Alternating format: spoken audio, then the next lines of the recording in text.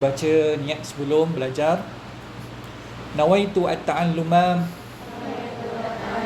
wa ta'lim wa tadhakkura wa tadhkir wa naf'a wal intifa' wal ifadata wal istifada wal hatha ala tamassuki bi kitabillahi wa sunnati Rasulillah sallallahu alaihi wasallam ibtigha'a wajhillah wa mardatihi wa thawabihi wa qurbihi subhanahu wa ta'ala.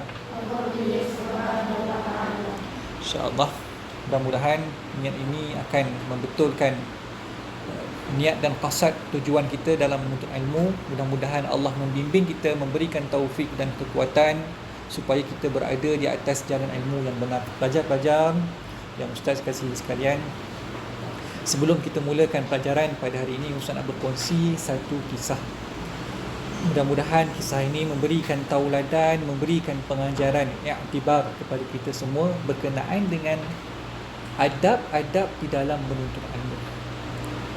Masyarakat tulab rahimakumullah,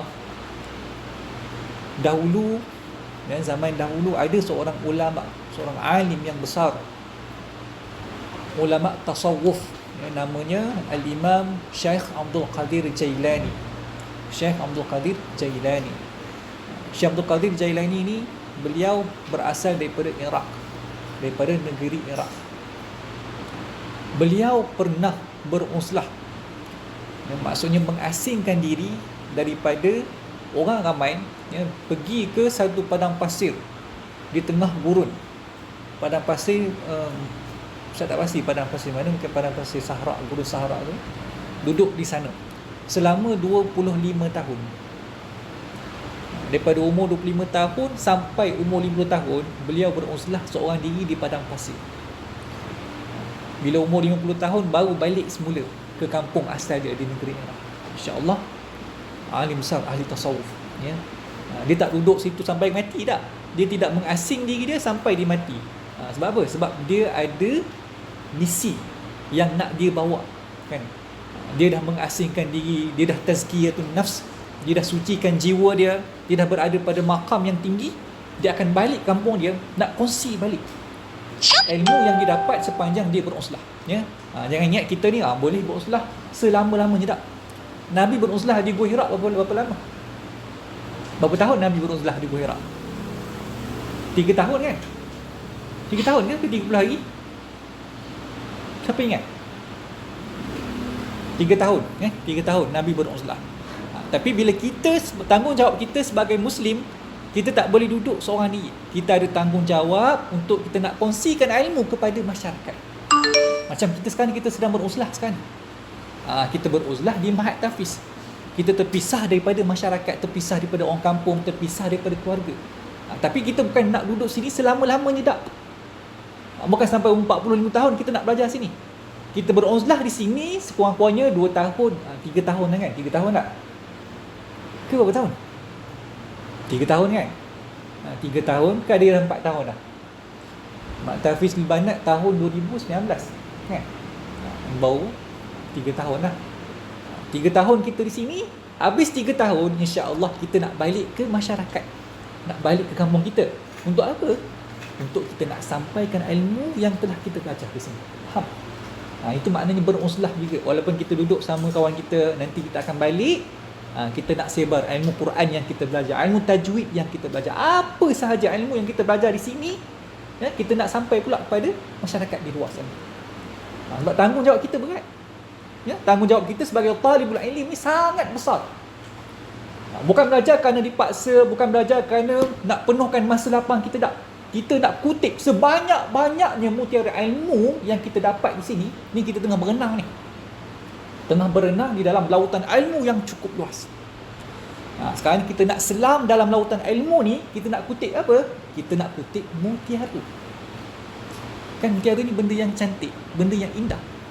Sama macam ilmu. Ilmu ni indah, ilmu cantik, ilmu sempurna. Kita nak kutip mutiara ilmu ni, ya, kemudian kita nak balik semula ke kapal kita nak bawa balik ke kampung halaman kita. Faham? Jadi macam tu Syekh Abdul Qadir Jailani tadi duduk di padang pasir, bukan tujuannya untuk nak beruzlah, nak pisah diri daripada masyarakat, tak. Dia nak bina kekuatan dalaman dia, kekuatan rohani dia, dan memantapkan ilmunya, memantapkan jiwanya untuk dia nak mengislahkan masyarakat di kampung. Habis umur 50 tahun balik semula. Dia buat satu madrasah. Macam Mak Tafiz juga lah, kan, madrasah. Madrasah ni tak ramai pelajar dia, memang tak ramai.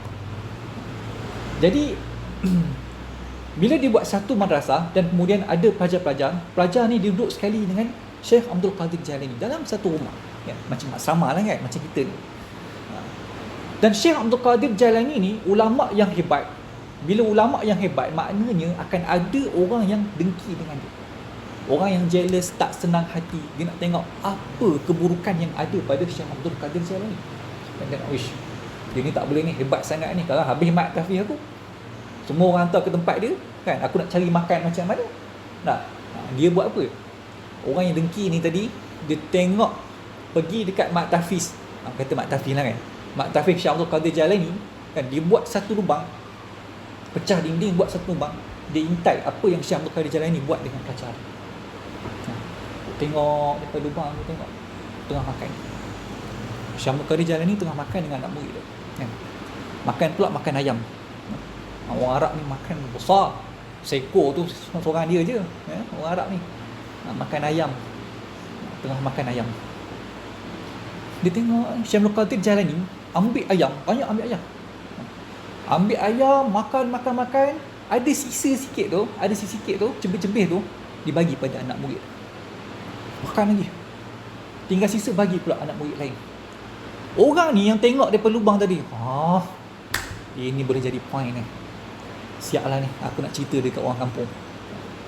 Dia pun balik kampung kata, oi orang kampung, kan, siapa yang ada hantar anak dia dekat Mak Tafiz Syekh Abdul Qadir Jailani? Kan, ada siapa hantar tak? Orang pun kata, saya ada hantar, saya ada hantar anak saya. Kamu tahu tak apa Syekh Abdul Qadir Jailani buat dengan anak kamu? Dia ambil ayam, kan, ayam yang elok, ayam yang sempurna, kan, baru lepas masak, dia makan seorang-seorang, tinggal lagi cebih-cebih ayam tu, ya, saki-baki ayam tu dibagi pada anak kamu. Anak kamu tu makan sisa ayam.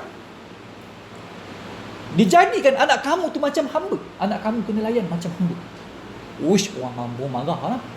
Kata, uish, kami hantar anak-anak kami ke Mak Tafiz itu supaya jadi alim, jadi orang besar, orang yang dihormati, bukan suruh layan macam hamba. Marah orang. Mak ayah pun datang, serang Mak Tafiz Syekh Abdul Qadir Jailani. Tuan Syekh, apa cerita ni? Kami dengar cerita kamu layan anak kami ni macam hamba. Kamu bagi sisa makanan kamu, yang kamu dah makan, dah kena air liur kamu apa semua tu, kamu bagi anak kami makan yang tu. Kenapa layan anak kami macam tu? Ingat anak kami ni apa? Bayar yuran kot kita ni. Bayar RM300, RM400. Macam tu kamu layan anak kami. Kami ni nak anak kami jadi alim besar, kan, supaya nanti menjadi orang yang dihormati pada satu masa yang akan datang. Apa jawab Syekh Abdul Qadir Jailani? Dia tak apalah, kamu tarik anak kamu, jangan hantar dah ke Mak Tafiz saya. Orang tengah marah ni, dia tak apalah, kami tarik anak kami keluar, tak payah belajar, tak payah mengaji dengan kamu. Tok guru apa macam ni? Dia pun tarik anak kamu. Tengah perjalanan nak balik kampung, dia musafir, musafir. Tengah perjalanan tu, bila semayang jamak lah kan, semayang jamak, berlaku iskal, berlaku masalah kan dalam semayang jamak tersebut.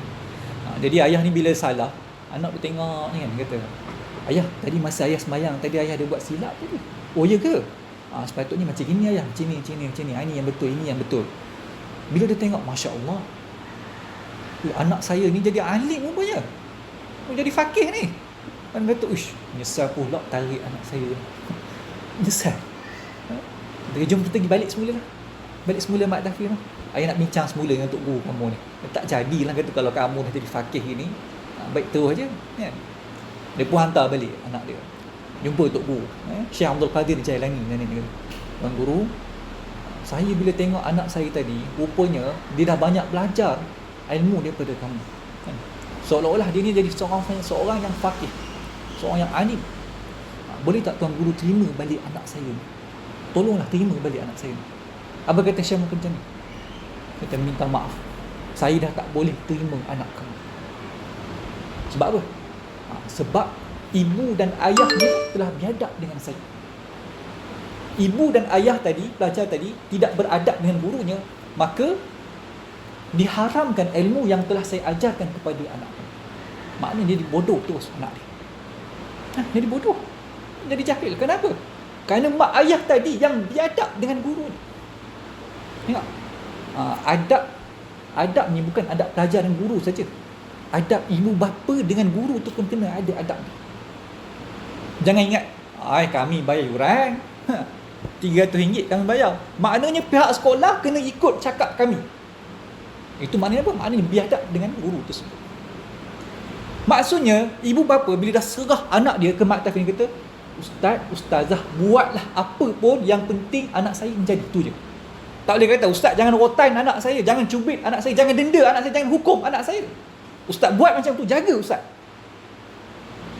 Ada mak ayah macam tu sekarang ni, bagi warning pula pada ustaz, pada ustazah. Pada anak jadi bengak. Kan? Sebab apa? Ini mak ayah yang bila anak tengok, kata, hebat juga mak ayah aku ni kan, dengan cikgu pun buat main dia kan. Kalau mak ayah aku ada power gini, aku pun ada power. Jadi anak tadi biadab juga dengan gurunya kan? Sebab tu adab ibu bapa pun kena jaga dengan guru. Sebab ini yang akan kita tengok nanti. Anak tengok, kata, macam gini je ke mak aku, ayahku bincang dengan ustazah, dengan muallimah, takkan macam gini. Kita pun kata, kalau gitu saya pun boleh biadab dengan guru saya kan. Nampak? Adab dalam majlis ilmu, hubungan kita dengan guru sangat-sangat perlu dijaga. Boleh faham tak ni? Ibu bapa pun ada adab dengan guru, apatah lagi kita sebagai penuntut ilmu. Bukan boleh main-main je, bukan boleh suka je dalam majlis ilmu ni. Kita kena jaga adab kita. Baik. Jadi itulah kisah Syekh Abdul Qadir Jailani. Maknanya adab ini kita kena sentiasa amalkan, tak kira di mana pun, terutamanya dengan para alim. Kena khidmat dengan para alim. Bila guru, bila ustazah kita sakit ke, kita bagi khidmat pada ustazah kita. Ustazah sakit mana ya? Biar saya tolong urutkan, urut kaki dia, picit badan dia, dan bagi khidmat. Kalau ustazah kita minta tolong sikit, apa ustazah, boleh saya tolong apa? Saya bersedia untuk membantu kan? Bagi khidmat pada para alim, para ustazah kita kan? Adab kita, ini adab kita. Baik. 13 minit lah. Kita sambung kembali pengajian kita dalam mata pelajaran Jawi. Apa khabar semua, sihat? Ini ustaz pakai santai je sebab ustaz cuti hari ni. Kamu je yang sekolah lagi. Tak boleh balik ke? Tak boleh balik.